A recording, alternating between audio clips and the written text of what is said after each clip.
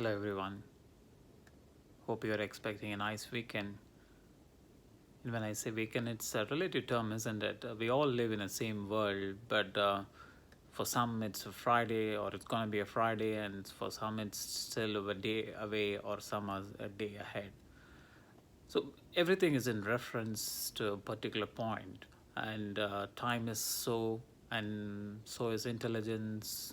Anything you take, good, bad, it's a perception, and or it's in relation to a point of reference. Why am I bringing this point?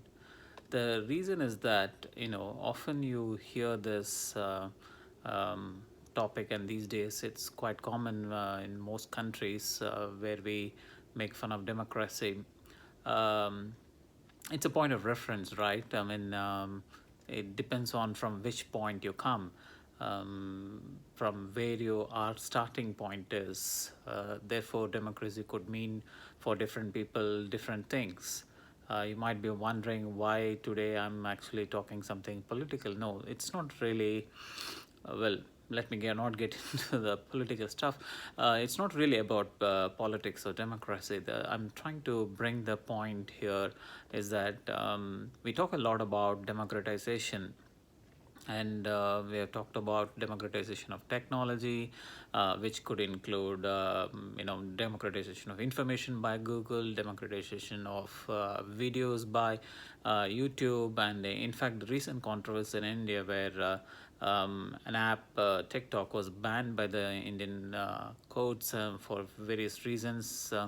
But then what made these popular is that the fact that they democratize, which means anyone and everyone could use it, and also share it. That made it more interesting. And when people become more participative, the innovation becomes much more meaningful, and therefore it finds value. Which means to find value, you need to have meaning, and that's what one of my favorite TEDx speaker, Guy Kowalski, says. Why am I bringing this? This is part of our series on the impact of data and digitization on underwriting and claims. The reason I'm bringing up this is that often most of us in the industry as professionals always start talking about underwriting and claims as a core function, and in fact part of this is also driven by the regulator's view on it. While I'm not saying drop your guardrails, what I'm saying is you need to take the process to where it belongs or where it should be. For instance, underwriting should be at the point of sale, and we know we have talked about many point of sale applications and all this. I mean, they were the first level of evolution, and so you had rule-based engines or automated underwriting systems.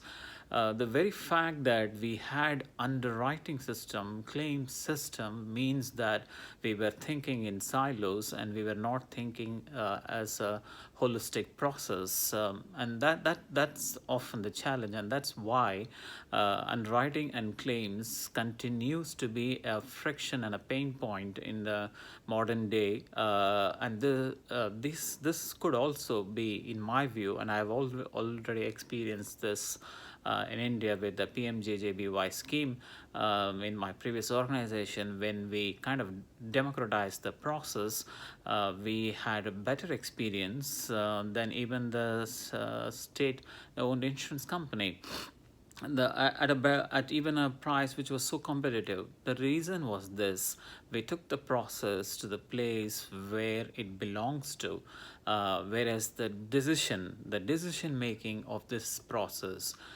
was with the underwriter. In fact, I signed off this process as a chief underwriter. The reason is that, and I strongly believe that as long as the design part of it is well embedded in the process and the guardrails are not dropped, and you have the product underwriting upfront, you're pretty much gonna make it work. And you make, which also begins with the democratization, and therefore people find meaning. When people find meaning in it, they find value in it. when a couple of years ago when I was presenting in our strategy workshop, I chose to go almost towards the end of the second or the last day.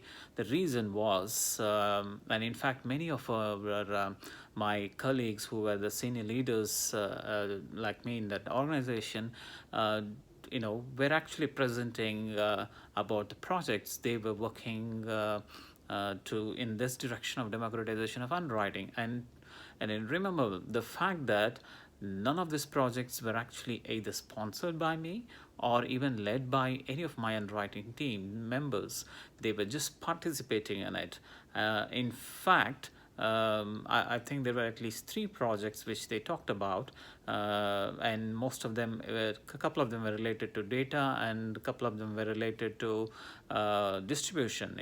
Distribution talking about claims and underwriting topic also talked about by the analytical teams. And that's how I kind of democratized this process, which worked magic for the company, whereby we were able to write more protection business and also use claims as a trademark service, and therefore which was an USP for the company. So it's important that while not losing the essence of underwriting and claims control, it's important that we do democratize this process. And this doesn't just apply to underwriting and claims. I often wonder why it still applies to other departments like actuarial, legal. It should be a culture. It should be a way of doing things, and therefore people will start finding meanings. Otherwise, you're going to remain a vertical professional. In the past we used to say to be successful you need to be a T-shaped professional, but I don't think that you need to have any shape at all, as long as you're rooted with the fact that we are going to improve every day. We are going to make this meaningful to the customer, and that makes bigger sense. That brings changes in the processes, that brings changes in the products, and that brings meaning to people. And therefore I would think in many other countries, whether it is insurance penetration is low or already saturated, you can always find meaning for the customers. Thank you.